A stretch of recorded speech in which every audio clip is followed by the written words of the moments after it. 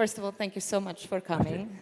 Joseph Stiglitz, Nobel laureate, economist, defining economist of our time and generation. We're so delighted to have you here with us in Tbilisi. And Volodymyr Yermolenko, who is not the newcomer. You're becoming a ZEG veteran. And it almost seems like it's impossible to have ZEG without you. So I'm so glad to have you here, our frontline philosopher whose work on Ukraine and just in terms of, your work has had a huge influence on my own thinking. So I'm very grateful to you for coming back and making time for us. These are not easy times. So the title of this session, of this whole segment, and I'll talk a little bit about what we're going to try to do later, is Freedom Under Fire, because I talked a little bit about the feeling of the ground shifting beneath our feet, and the world is confusing. I think for everyone here, the world is especially confusing because in some ways we've seen it before. We know we've been on a very different trajectory in this part of the world, but at the same time, there was always the United States to look for support to, and to look, if you were an activist working in Congo or in Bangladesh or in Kazakhstan, it was the US embassy that you could count on support. That is now completely gone.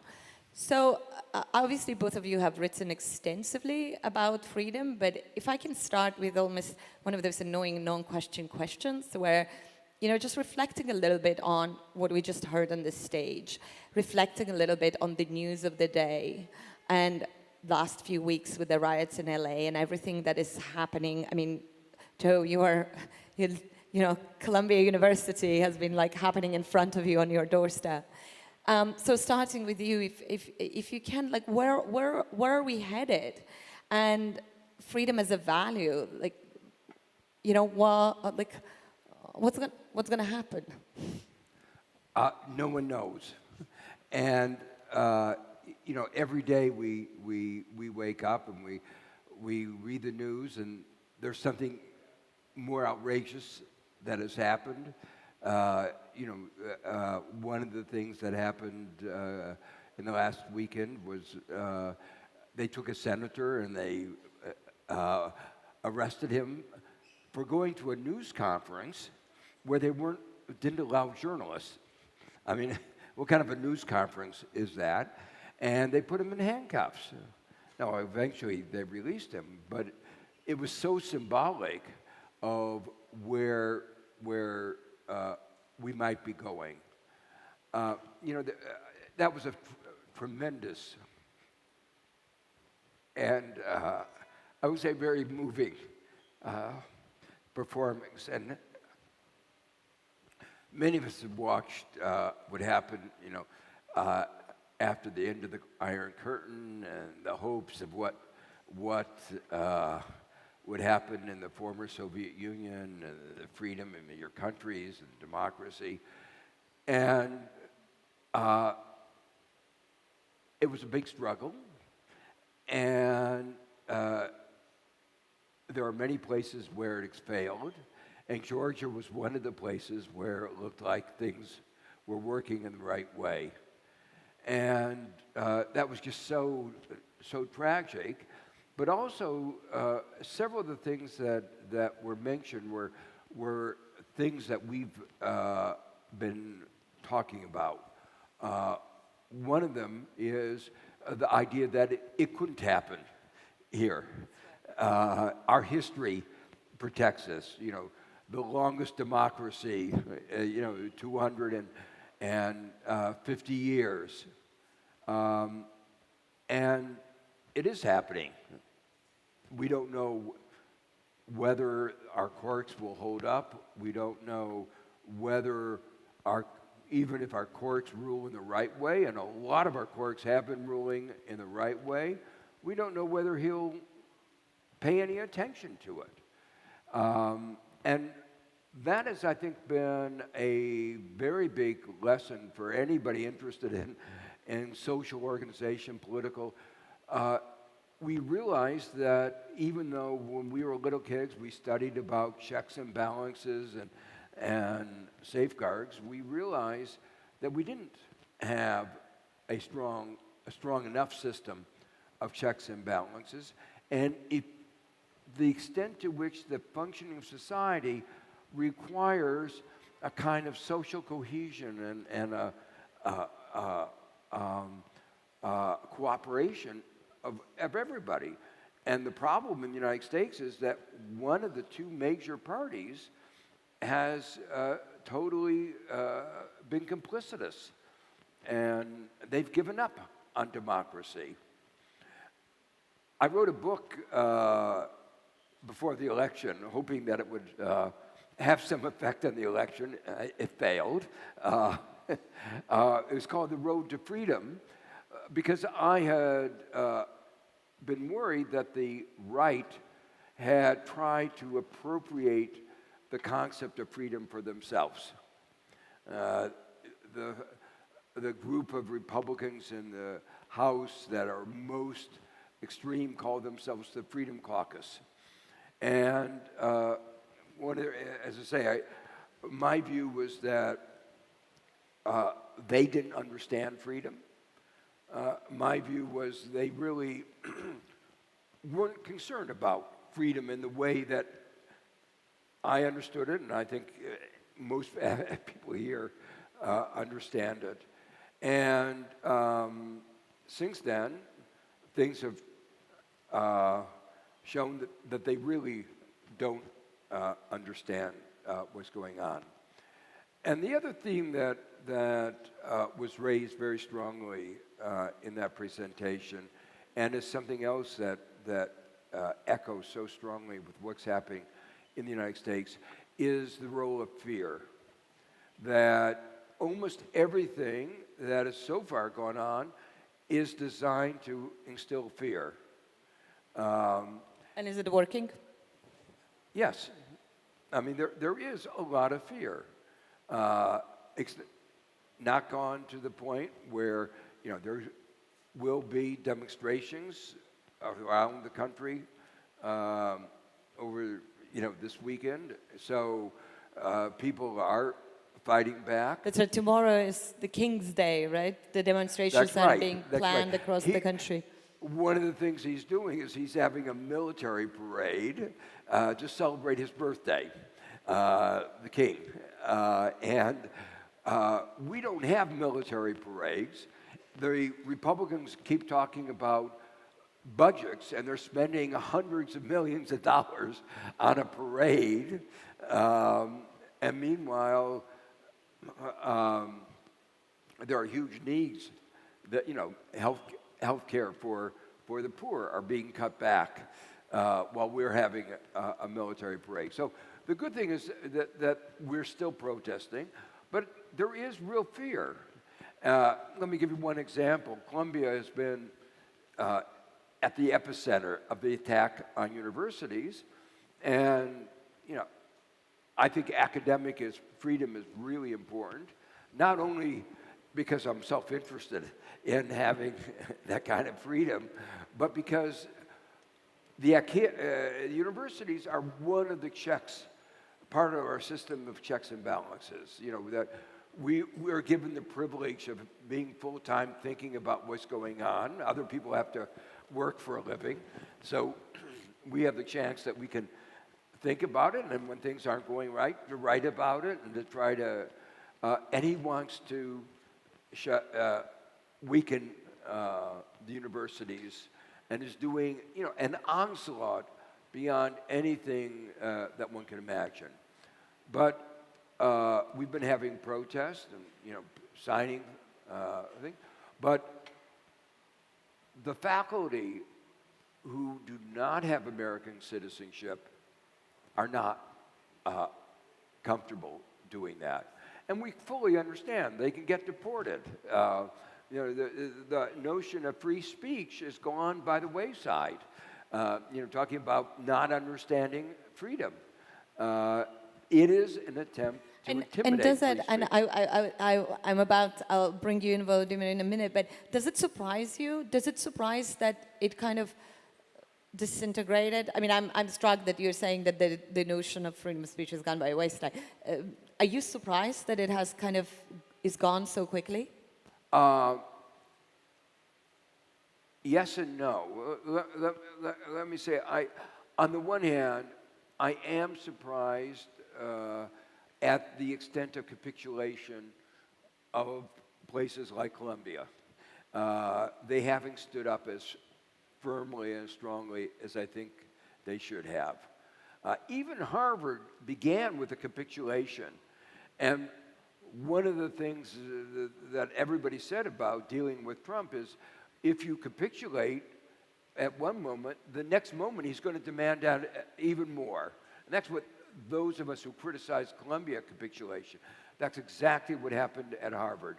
They did capitulate, and then Trump came in with a set of demands that no respectable university could accept. And Harvard said no, and then you've seen the wrath that has been brought against Harvard. You know, and these are, you know, leading institutions of research that have been doing path-breaking research, but they've attacked it in every way they could, taxing their endowment, taking away visas from students, taking away several $1 billion of research support. You know, America's comparative advantage is based on research, technology. That's what, you know, you think of the, why is U.S. in the position it is? It's because of research and technology, and they're destroying it right before our eyes. So in that sense, I am surprised, and the attack, you know, but it's been an attack that the right has been having for a long time. They attack the use of diversity, inclusion, equity. You can't use that word, DEI. There's a whole set of words that you aren't allowed to use in an application for a government grant. There was it's not a joke, but it's if you used in a grant a word like something engendering a result, your grant will be not approved or canceled because it has the word gender. And they don't understand that engendering is not. Oh, well, so that's the kind of thing. You can't use the word climate because climate is with climate change, and that's another word that has been expunged from our vocabulary. Volodymyr, what is it like to be watching this from Ukraine while you're being bombed and Russian attacks are getting worse and worse? Watching Georgia, watching America. Watching America. I will tell you about both. But so both, watching yeah. Georgia feels like us. I feel like you are us and we are you. And that this is really the common struggle. And I felt the deep emotion right now, and it really, you don't need to explain that to me, you don't need to explain that to Ukrainians. Ukrainians will understand you from the first sight. But I can tell you that don't lose hope. If you want to lose hope, I don't advise you to lose hope, but if you want to lose hope, look at certain moments of history, for example, Ukrainian moments of history.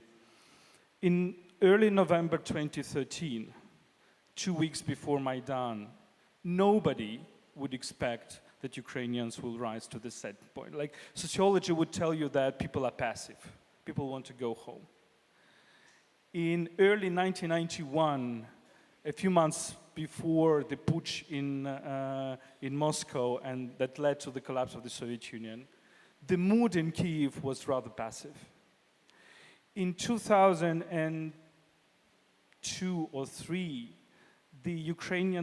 one of the Ukrainian revolutions, Ukraine against Kuchma, was crashed down. People were sent in jail, and the mood was, okay, we're gonna have this totalitarianism for next decade. Why I'm telling you this? Freedom is unpredictable. You cannot predict freedom. Authoritarianism is predictable. Therefore, in August 2008, when a friend called me and said Georgia was attacked, I understood immediately that Ukraine is next. Here the connection was very simple. So the tyrants are predictable. Freedom is not predictable. And I think this is a very important thing to understand. The second important thing to understand is that there is a big debate between freedom from and freedom to. Freedom from, negative freedom, I need to get free from the government. Freedom to, this is the famous Erich Fromm's idea that it's not enough to be free from something. It's not enough to say no. You have to say yes to something, to some values. But Ukrainian experience, Georgian experience tells me that there is one more element of freedom, which I call freedom despite. Freedom despite is when everything tells you that freedom is not possible. But you impose it through your struggle, through your fight. Here last year I quote our national poet, this year I will quote our national poet. Борітеся, поборете, Taras Shevchenko's phrase was about the Caucasus. It was about how the peoples of Caucasus are going against the Russian invasion, the Russian colonialism. So here I think in American experience and our Eastern European experience is different. Because in America, people think that freedom is normal. Here, some people think that slavery is normal. Both ideas are wrong, because nothing is normal. Everything is a result of a struggle, of a fight. And freedom is, I feel what Joseph is saying. I've just come back also from the United States. I felt the spirit of kind of, how to say it, hopelessness. I think there is a great phrase by Václav Havel that probably the audience knows, the power of the powerless. I think a lot of people in the West have another syndrome, the powerlessness of the powerful. So you we feel that with Europeans, how powerful Europe is, how can it help us to beat Russia, but people do not believe in their strength. So I also feel it a little bit in the United States. I hope that you will overcome it. But the mistake was to think that freedom is normal. You mean take it for granted? The mistake was to take freedom for granted. The mistake was to think that we are in a kind of progressive, line of history when there is a line and we go way and high to freedom. I'm reading now the antique, the Greeks, the Romans, and with the beautiful idea of anakyklosis. So the eternal return of history. And Aristotle knows that, Plato knows that, Polybius knew that, Machiavelli knew that, Montesquieu. Everybody knew that until the 20th century. And then suddenly in the 20th century, the idea is that there is in democracy and in freedom something that at a certain moment leads to its degradation. Why? Because people are so much satisfied with your lives, they so much take the freedom for granted that they lack muscles to fight for it. And I'm sorry, just to one phrase. You have to go to the gym. You have to go to the gym to train your body. I don't go to the gym, sorry, not too often. But you have to go to the gym to train your freedom as well. So I'm looking at this situation like Monty Python, always look at the bright side of life. So the bright side of everything that we are going through is actually we stop taking freedom for granted and we start probably exercising it and exercising our muscles. So it's very important. But in this part of the world, freedom was never normal. Slavery was normal because the slavery was something that Russian Empire tried to impose on Georgia, on the Caucasus, on Ukraine, on Belarus, on the whole space between the Baltics and the Black Sea. And therefore I'm calling it freedom despite. We are kind of fighting it despite And obviously they're like deeply different experience within the United States as well. I think, you know, being African American in the US, you have a completely different understanding of freedom too, right? Absolutely. I just published a podcast with the Black American journalist Terrell Germain-Starr, who travels a lot into Ukraine, who covers Ukraine a lot. And we were talking about, look, but there are so many parallels between the Black American community and Ukrainian community, like this, and I can go on and go on. So there are different experiences. The American experience and the Georgian/Ukrainian experience are not identical. But I can quote you one, as we are in the Story Festival. We have with my wife a great friend who is coming from Mariupol, from the Ukrainian steppes, who is called Bogdan, and he lost his hand in 2023 during one of the operations. So he's now helping the army, and he's joking a lot about himself. But now he gave us a gift with the inscription, "The dark times produce the brightest people." And I think this is a great phrase because if you remember, last year I was talking about this chiaroscuro metaphor and how basically light through the darkness is a very important metaphor of the human history. It's only by training muscles and only by trying and only by fighting through the darkness and inside the darkness that we see the bright people. We see the real light, because we don't see light when it is clear. Yeah, absolutely. Jump in. Yeah. So first I wanted to comment on an aspect of America's storytelling, and that is that our revolution, the American Revolution, was about freedom. And, you know, it's what every kid learns in school and most people around the world learn. But it wasn't really about freedom, because a majority of the people in the south of the United States did not get freedom. It was a change in government. It was a change in government that had profound implications. But the story that was told was that it was about freedom when it was really a change in the ruling regime. But that fact itself, and that we never succeeded really in delivering the positive freedom to large fractions of Americans, doesn't take away from the fact that the imperfect freedom that we had is much better than the threat that Trump and represents, and that we're on. So we need to, you know, we live in an imperfect world, and we should be striving to make our world more perfect, not to denigrate all the imperfections that we have. And that, the question that you raised is an inevitable one, is what brought us to this point? Why was America open to this kind of move to the right? And I think there are at least two parts of the answer. One of them is that we had allowed our society to become very unequal. Over the last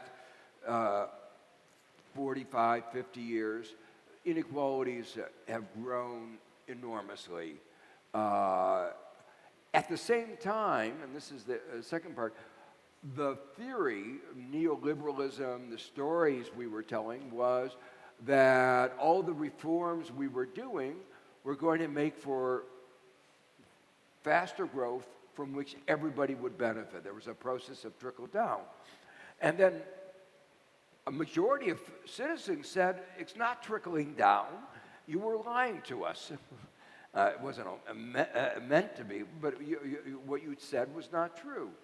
And that, in turn, totally undermined the credibility of, you might call it, the establishment, of the institutions that had argued that this was going to be... And these warning signs have been happening for a long, long time, right?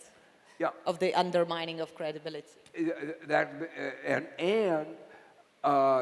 that process, started showing up in not only increased inequality, life expectancy in the United States has been in decline for more than a decade. And not just because of the pandemic. Before the pandemic, it was in significant decline. And we have the best healthcare, researchers, the best hospitals, and yet life expectancy was in decline. And part of it was what has been called by Ann Case and Angus Deaton, deaths of despair. People saw others doing well, but no hope for themselves.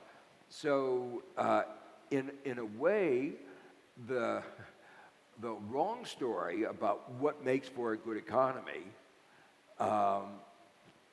contributed to wrong policies, greater disillusionment, and I think played an important role in bringing us to where we are now.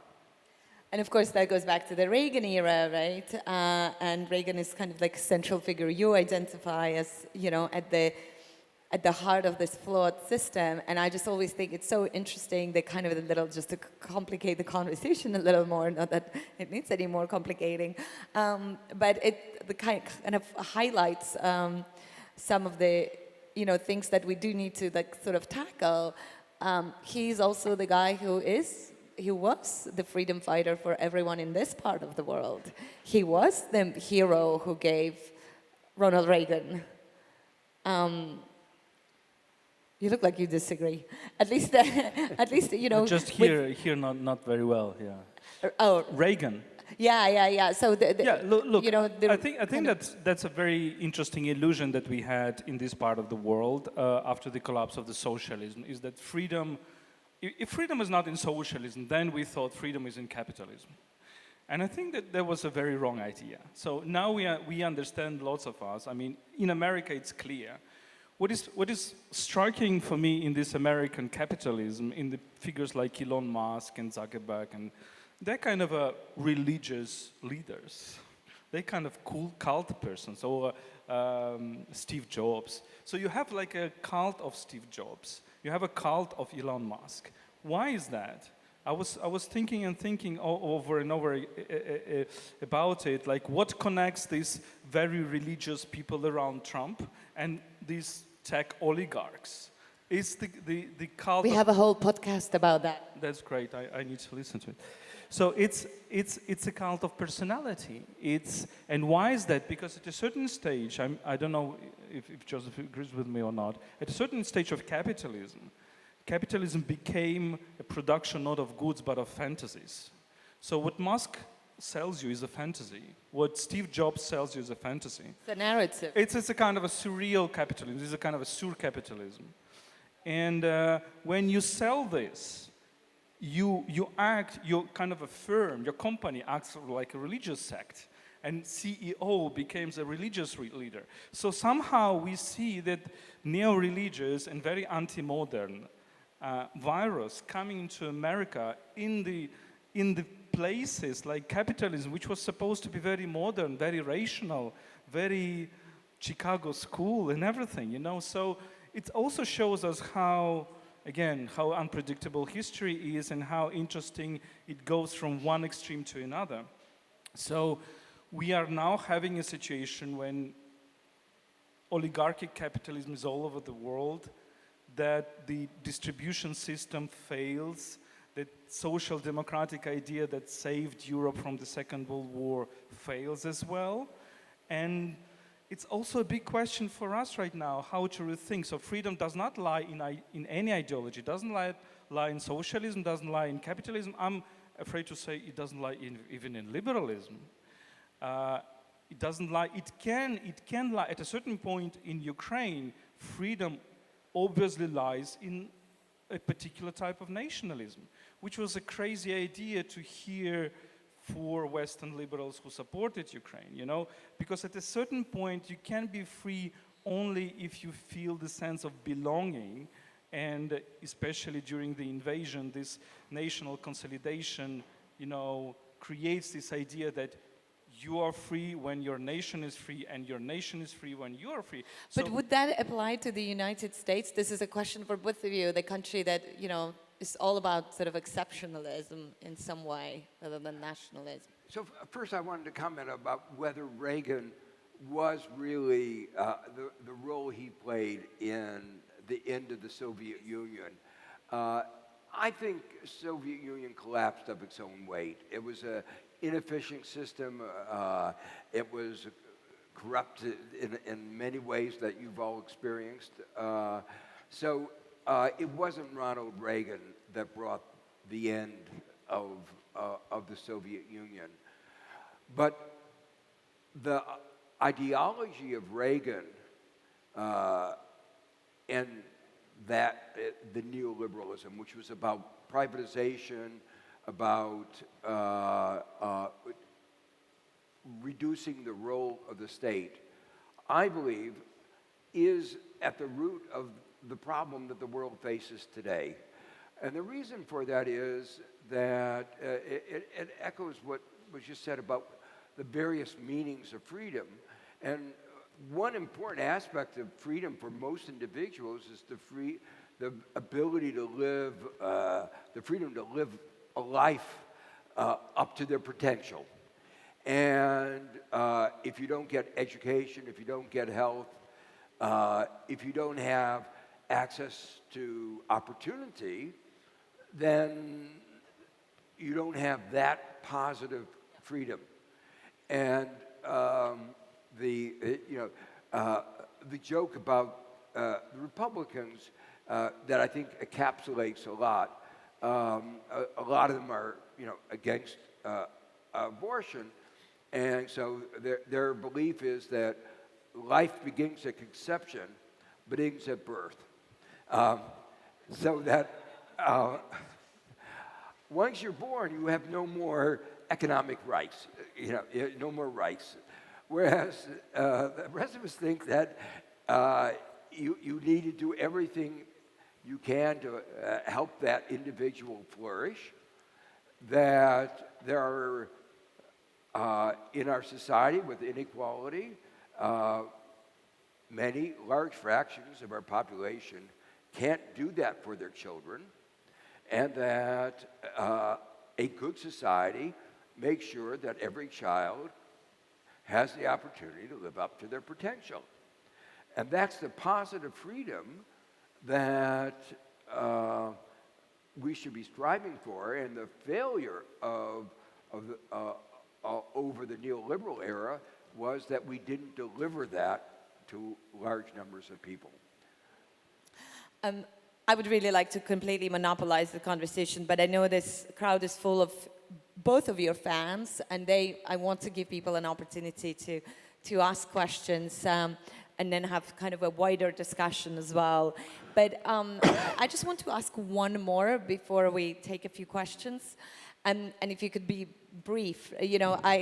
Sorry to limit. Sorry to limit your freedom, but I often think that we just lack vocabulary for a lot of what happens in the world today, and a lot of words and terms that we use are just not very helpful anymore and don't help us to get out of the mess that we find ourselves in. And I often wonder whether right and left is one of these things when describing the political spectrum.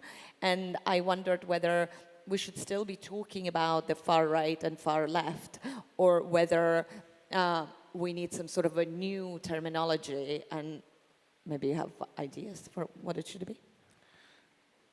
I wrote the whole book about it called Liquid Ideologies, so I cannot be too brief, but let me just tell you that it's normal in history of ideas that ideas replace each other. So what is Nazism, for example? Is it far left or far right?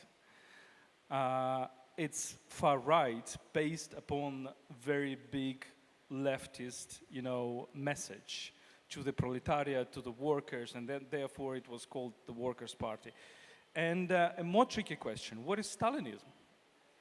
Can we describe Stalinism as a Russian social nationalism or Russian national socialism, Russian imperial social nationalism, because at a certain point, Stalin didn't care a lot about this internationalist idea, and he was basically trying to restore the Russian Empire that he thought Lenin destroyed. So this traveling of ideas is always there, and I think it's very difficult to define Trump, for example.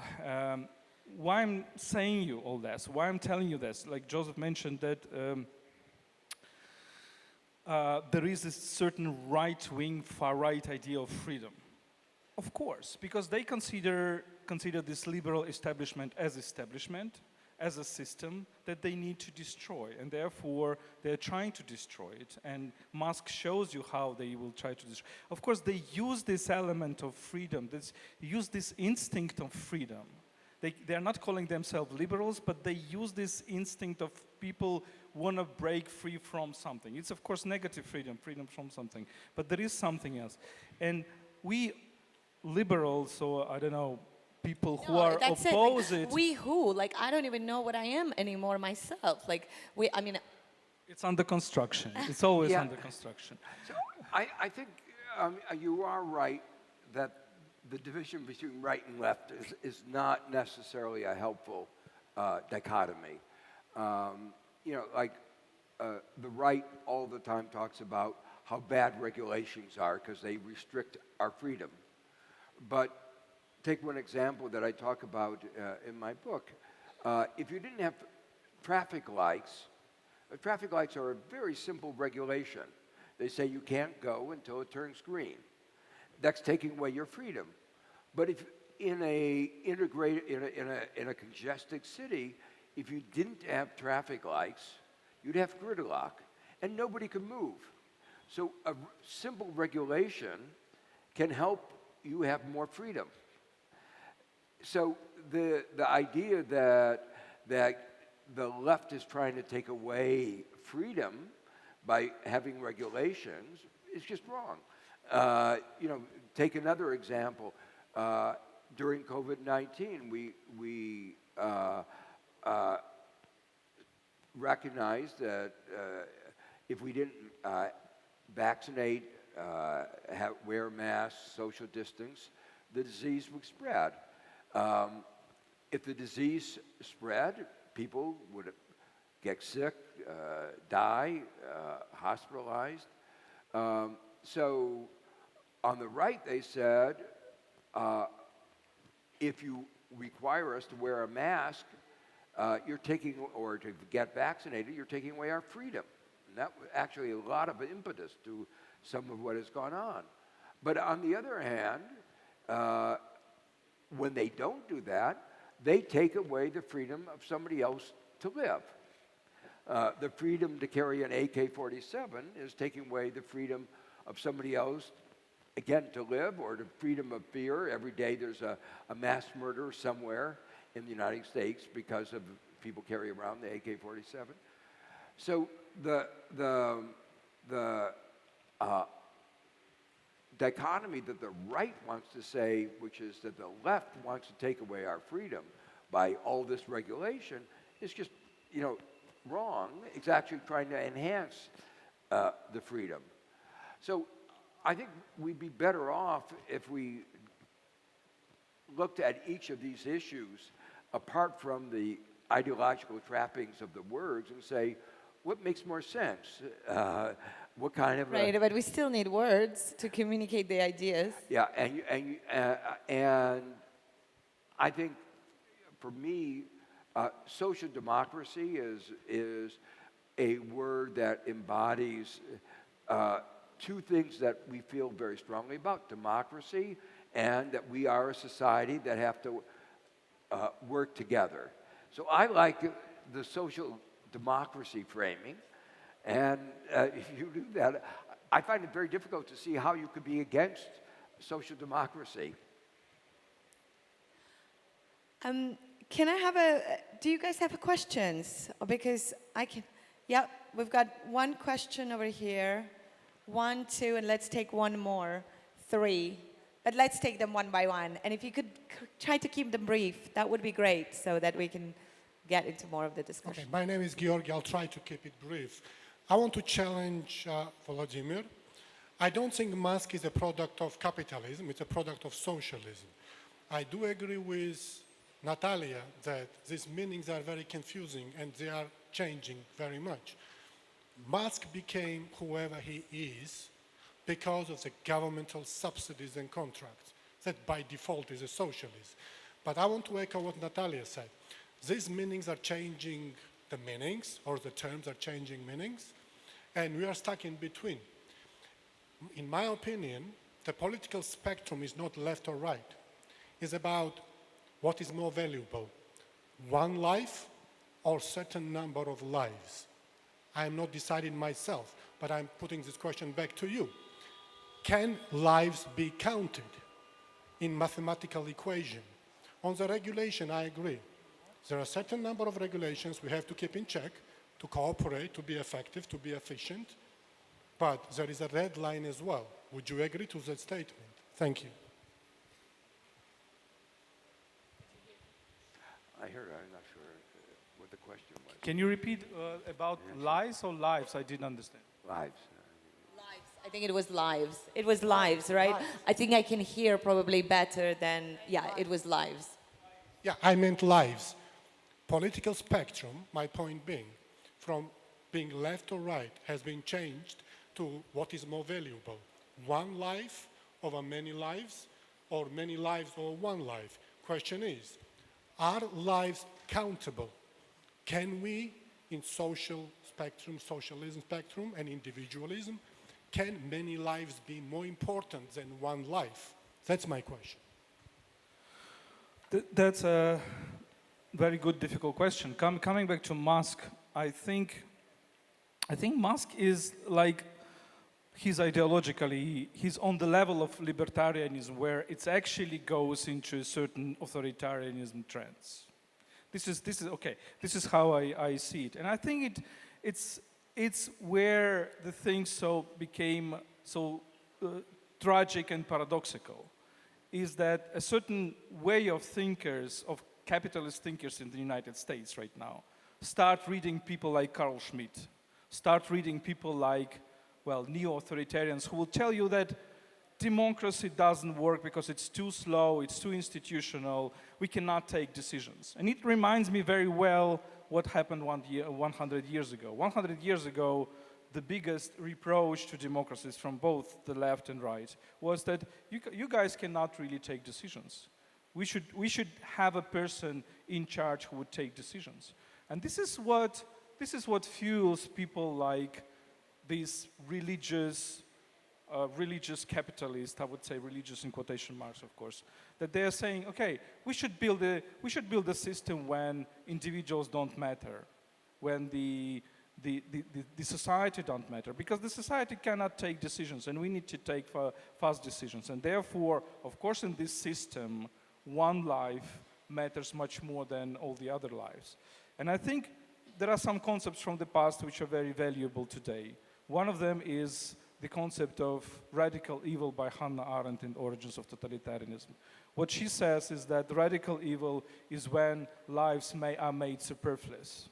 When lives are made superfluous or replaceable, that means I can replace one by one, and it doesn't matter the whole your landscape, internal landscape, your memories, your story, don't matter. We just count, workers, or we count soldiers. This is how Russia operates. Russia operates in a system when there is only one life that matters. It's the life of Putin. And it was all described a long time ago, for example, by people like Custine in mid-19th century, who said that the highest aristocrat in Russia is like the lowest slave. So basically, you build a system when only one person matters, the life of one person matters. And I think this is evil. So this is how I would describe evil. Evil is something where you build a society when people are replaceable. And then, can they be replaceable by Stalinist purges? Can they be replaceable by AI? Can they be replaceable by Holocaust? Can they be replaceable by Gulag? There are so many different ways to make people superfluous and replaceable. And I think the point is that we can have this trend going from socialism, we can have this trend going from capitalism, we can even have this trend going from liberalism. There is some kind of liberalism in late 19th century which was racist and which was, arguing that people in Africa should be exterminated. So it's not ideologies that are places for the good. We should judge ideologies by some moral questions that we are asking. So let me just add one thing about what's going on in the United States that's very disturbing, which is the absence of due process that's sort of evident in a whole range of areas that Trump has been engaged in taking away, say, the grants of research grants from Harvard University without any real process of saying have they violated the rules. But where it becomes very, very poignant is the denial of due process for individuals who are being sent, deported out of the United States. And I think a lot of us realize that we could be deported. We're U.S. citizens, but if you have no due process, you have no opportunity even to show that you are a U.S. citizen. So what Trump is doing in denying due process is really taking away, creating fear for all Americans, and really taking away just a fundamental right that every citizen needs to have. Let's go to the question. Yes, please. Can we have the microphone there? Great. Hi, I just want to, maybe it's a clarification question, so forgive me, I'm not very big on economic theories and social theories, but what I'm hearing, either we're talking about left regulating, over-regulating, and it's not necessarily bad because you need to have limitation of one's freedom to have an overall freedom and order, etc. Or are we talking about regulations in an economic context? So all I'm saying is that every step needs to be considered within a context of what is applied to and what are the actual ramifications, the ripple effects of that. For example, big government never been liked, for example, in Britain, and there is a distrust of government in America. For the reasons you guys mentioned, because it's a larger one, it becomes bureaucratic, unruly, and sluggish, and you can't perform the actual rules. As far as the due process is concerned, the due process is not in itself guarantee of freedom. It can be used and misused in so many ways I won't even begin to describe. Now, my idea of freedom and sort of safeguarding freedom is upholding the institutions on which the democracies and genuine freedoms in democratic world stand. So whether it's the rule of law, human rights, the courts, etc. Thank you. How we do it, it's different. Sorry. Yeah, I imagine that at a time when kind of institutions are complicit and part of an establishment and part of the disillusionment, that must be, how do you uphold the institutions if they're no longer trusted, right? Yeah, so, the fact, we thought we had a structure where we had a system within our institutions, within government, of checks and balances, courts, legislative, executive branch, independent agencies. We actually designed a whole architecture that the objective of which was to limit the power of any one individual, including the president. And, but the institutional design is malleable, and people have to obey the laws. And one of the things that we knew from the very beginning, but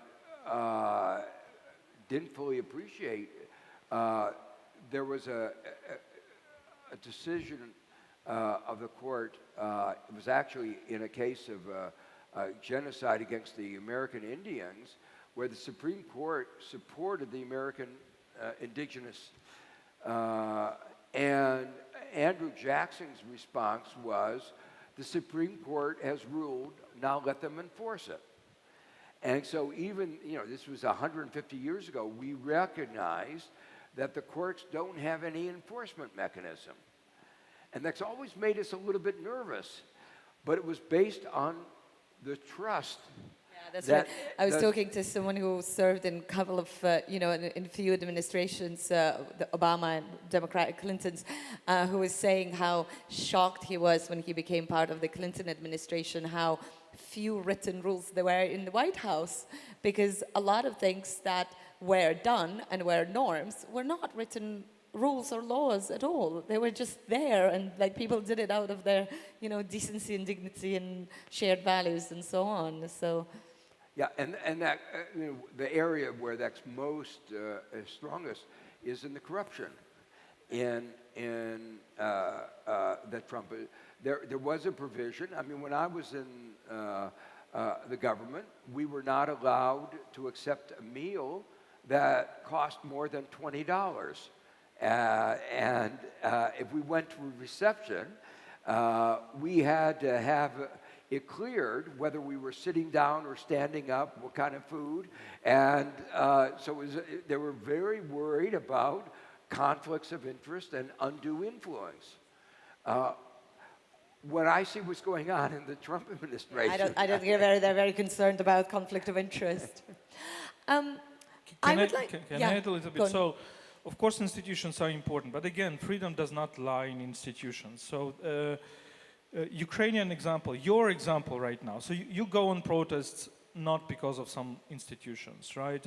Ukrainians are, fighting against the Russian army for over 11 years now, also because we don't have very good institutions. So lots of volunteer work is done, and many things in freedom are actually relate to this. So if you don't have functioning institutions, that doesn't mean you cannot be free. If you don't have good universities, doesn't mean you will not have freedom of thinking. And I think freedom is something even deeper than institutions. That's my point. So both of you will be around tomorrow for the rest of ZEG. There's some fascinating panels with other speakers, and I think all of you will have, I know you will have an opportunity, I promise. I know I feel really bad, but I'm also being waved from here, and there is someone I do want to bring, one more person I want to bring on stage, but before we do, can we bring one more chair, please, and a microphone for like a quick, I promised an experiment, and if you would be so kind to stay with us for just 15 or 20 more minutes. So I, related to this conversation, I spent, Dan Klein, I spent my professor. I spent last year doing a fellowship at Stanford University, and just related to previous conversation, I kind of sat in some of the classes, auditing classes at the Stanford Business School, where Dan teaches, kind of thinking like, oh, this is why maybe Karl Marx was right about some of the things, right? Because, I'm conditioned to very much by my upbringing here in a place where Ronald Reagan was the hero. So, I ended up dropping many of these classes. There was one class I took the whole year and I could not drop it. And that was the class that Dan teaches at a different department of Stanford, which is the theater department. He is, I kind of think of you as a magician, really. I think so. But, I went into this class thinking basically that I've always thought of myself as a pretty good listener because I'm a journalist. Like, I do this for the living. I ask people questions. And I took that class and realized that I really did not know how to listen. And I really wanted Dan and his partner, Michelle, who helped us with this story and who'll be doing some of the storytelling coaching tomorrow. So if you wanna tell it like Luca, go to Michelle's workshops. I really wanted you to come because improv is a magical thing. Apparently, bad improv is a terrible thing, but I have never done it. But Dan, can you tell us why improv is a magical thing and what gets you? I'm very happy to. Thank you, Natalia. Great to meet you guys and sit on the stage with you. I really appreciate getting to hear your thoughts and words. Improvisation is the art of making things up. There are lots of disciplines that explore improvisation, musical improvisation, dance. The form that I've practiced for more than 30 years is theatrical improvisation, where people get up on stage and they make up a story. And they do it collaboratively. They do it in front of a live audience, sometimes a paying audience.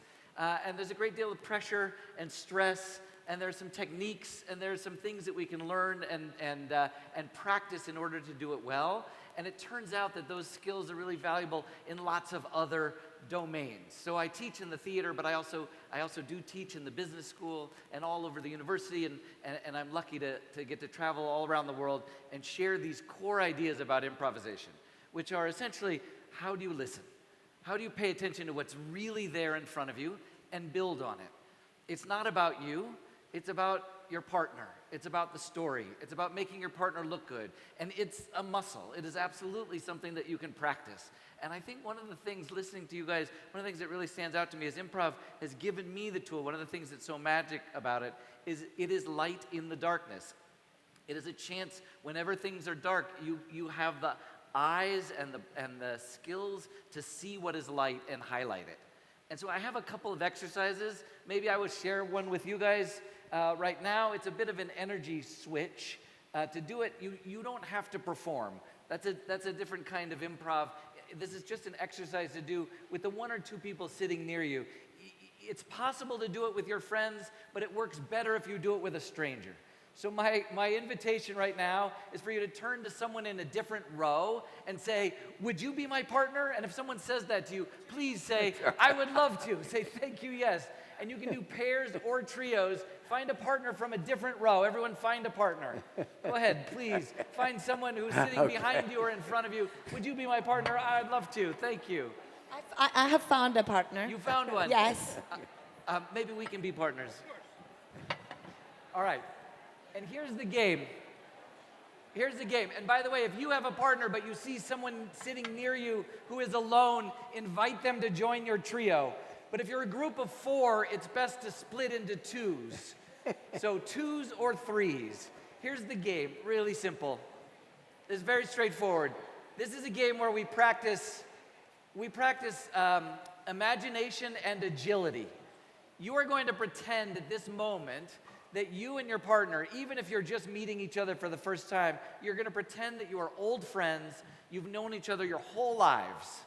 You grew up together. You've lived together and you've worked together and been to school together. And today you're going to talk about something you did together. We call this exercise the shared fake memory.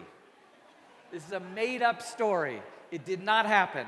One of you starts by saying, hey, remember that time, and then it can be anything. Remember that time we went fishing, or remember that time we rode on the back of a dragon. It can be anything. And you're going to go back and forth with your partner, but please, in this round, I want you to disagree about the details. I want you to take 1 minute to talk about a shared fake memory and disagree with the details of what happened. Your partner does not remember it right. Please correct him or her about what actually happened that day. We'll go until I ring the bell. One of you will say, hey, remember that time? Ready, go. Hey, remember the time we went to Burkina Faso? Yeah, well, no, they won't. Okay. No, it was excellent. What are you talking about? It was really good. They had the goat meat, boiled in milk. And the banana. And the banana. There was a banana. It's not banana. I think I got really sick. And pasta. Yeah.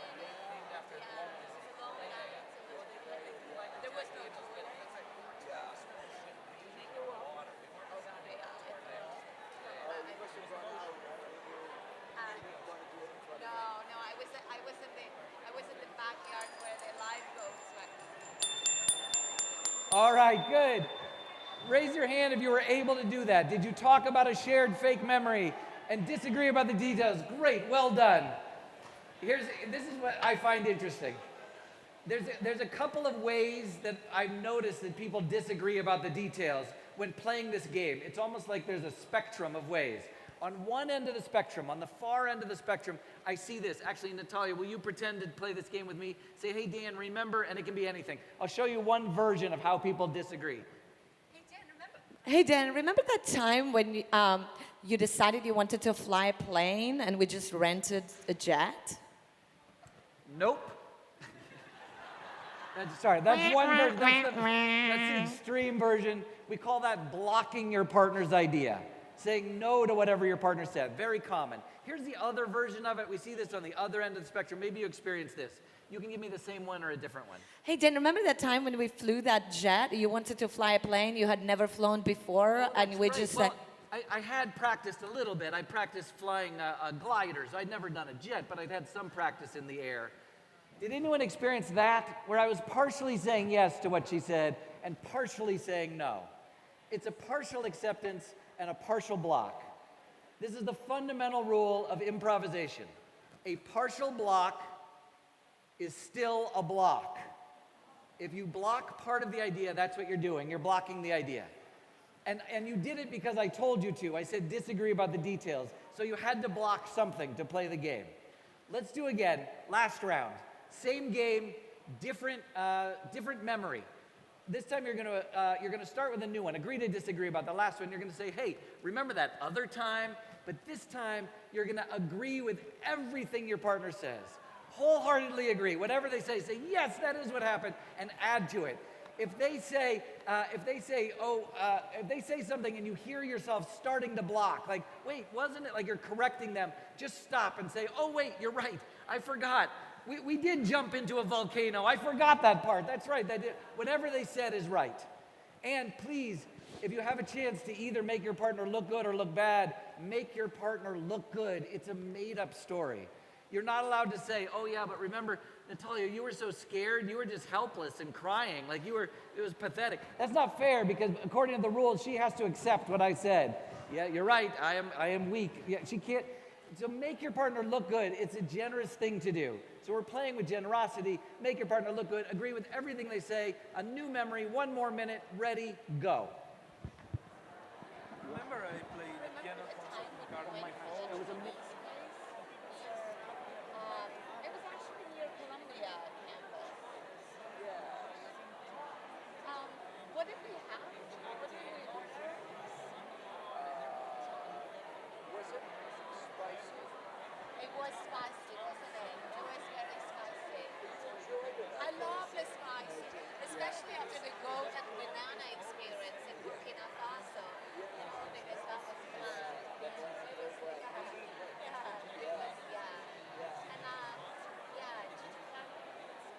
And Was the service good? yeah, I thought so. Do you think the service was All right. Great. Please give your partner a high five. Give your partner a high five. I want to check in. So there's a difference between those two rounds. This is what people often report. Did anyone feel that one of those rounds was easier than the other one? Yes? Was one of them easier than the other? Yes. Who felt like round 2 was easier? Who felt like round 2 was easier? So many hands. Who felt like round 1 was easier? Yes, a lot of hands. This has been my informal experience. About 2/3 of the people feel like round 2 is easier because you don't have to think. Whatever your partner says, you just go with it. Say, yes, that's right, and you just run. And their ideas spark your ideas, and it can start to cascade, as long as you can leave judgment out. But 1/3 of the people think round 1 is easier, and I think there's an interesting reason for that. I think in round 1, it's easier because you have more control. You don't have to go on a crazy adventure if you don't want to. You get to choose what happens. I want to hold on to that and respect that and admire that. I like this exercise as a way to practice with improvisation. How can we practice the freedom from and the freedom to? and how can we move forward with our ideas, but be aware of when are we blocking, when are we saying no, and when are we shutting down, and are we doing it because we want control? It's something that we can practice and potentially even let go of. That's great. Would you like to do one more? Another exercise? So, should we do one more? Let's do it. I think we have time for one more. One more. Yeah. Thank your partner and find a new partner. Say thank you to your partner and find someone else to be a partner. New partner. Okay. Who's the new partners? All right.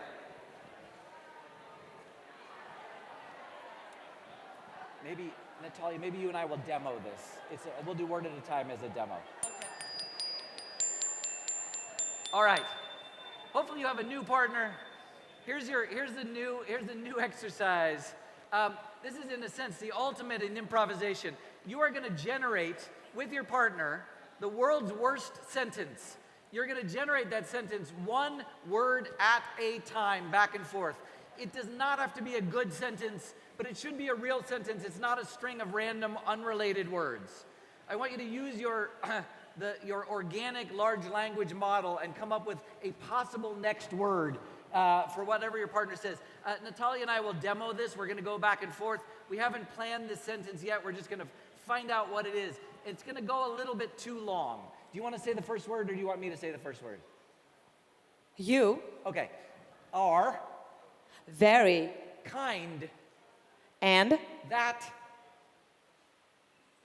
Confuses. Me. Keep going. Let's keep going. But.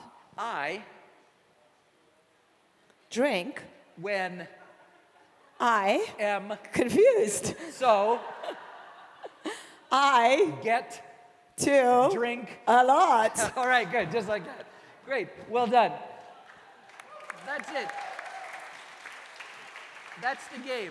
You're going to go back and forth. If you accidentally say two words, don't worry about it. Just go as fast as you can. If you accidentally end a sentence, just start a new sentence. Pretend there was a semicolon. You'll just keep going.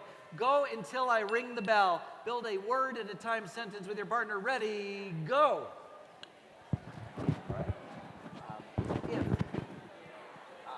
If I have a friend that likes ice cream, then I know that I am able to give something of that person. It's okay. Back. In making both of us happy. That's awesome. Right. Great. All right, good. All right. Great. Raise your hand if you were able to do that. Did you create a sentence one at a time? Yes? Someone? No. Oh, they can't hear you. We can't hear? A dance mic is off. I have it. So, I want to check in. You created a sentence a word at a time. Yes? Sometimes your partner said the exact word that you thought they were going to say. Yes? Yes, I love that. You're on the same page. Sometimes your partner said a word you did not expect them to say. Yes? Yes. Yes. I love that too. Because then if your partner said something you weren't expecting, you probably answered with something that they weren't expecting. And instantly you were in a brand new territory creatively. It's possible that in this room just now, there were dozens of sentences spoken for the first time ever in human history. Yes? And your job was not to be creative. It was just to pay attention, provide what's needed, make your partner look good, and say yes to whatever they said.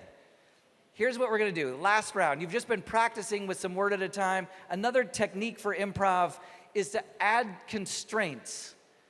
Use constraints to create creativity. You're now going to create a story with your partner, but it's going to be a very short story.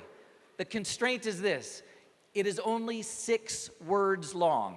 It's going to be 6 words.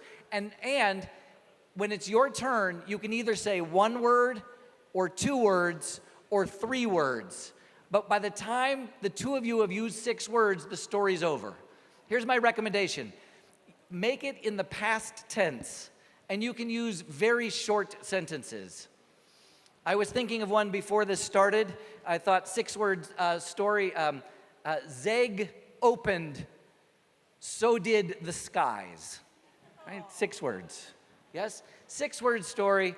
Go back and forth. Will someone demo with me? Do you want to try and demo this with me? No. Who was it? Will you demo with me? Sure. Okay. In the past tense, short sentences. I Find. solace. A what? Comfort. I find comfort. A solace. Yeah. In.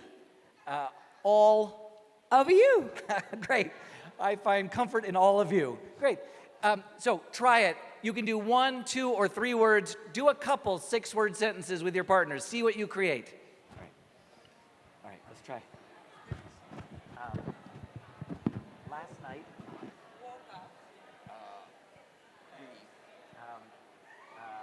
we noticed our common. That's it. That's our 6 words. Last night we noticed our common. Okay. How about you start with? Do a couple. Try a couple. Do more than one. The sunset. Took my Breath. away. Yes, that worked. That was good. 6 words. All right. How about this one? I lost. My telephone. Oh well. I lost my telephone. That was a oh true well. story. Yeah, that's right. That's right. Great. All right. I think is my mic back? It's back.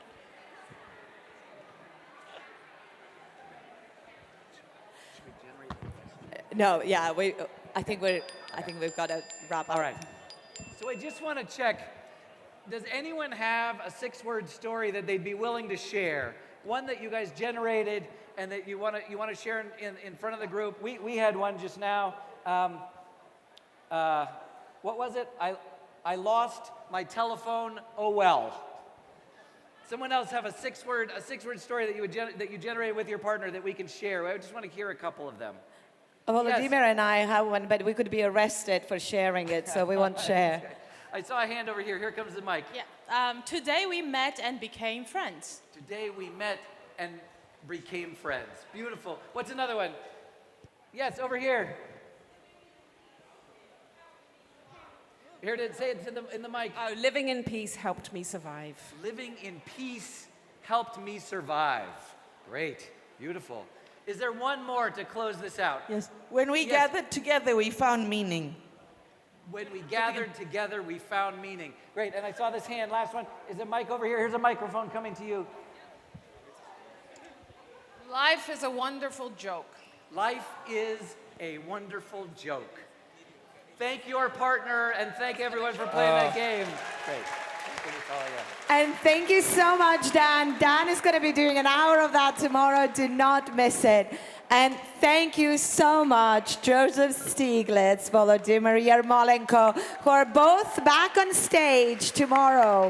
And please, we promised you like a proper town hall. I do feel guilty that we didn't take more questions and got more, but there was so much coming from this end that it was hard to juggle. But there will be another opportunity on the last day. So we'll do more of it. I think we're about to wrap up. We have one very last thing for you. So, part of the point of coming together and trying to get these different voices into the room. And Georgia has a real tradition of getting different voices into a single song. I am really, really delighted that Georgi Ushakashvili and his legendary Lashari group are with us tonight to give you a taste of the ancient Mraval Jamieri song.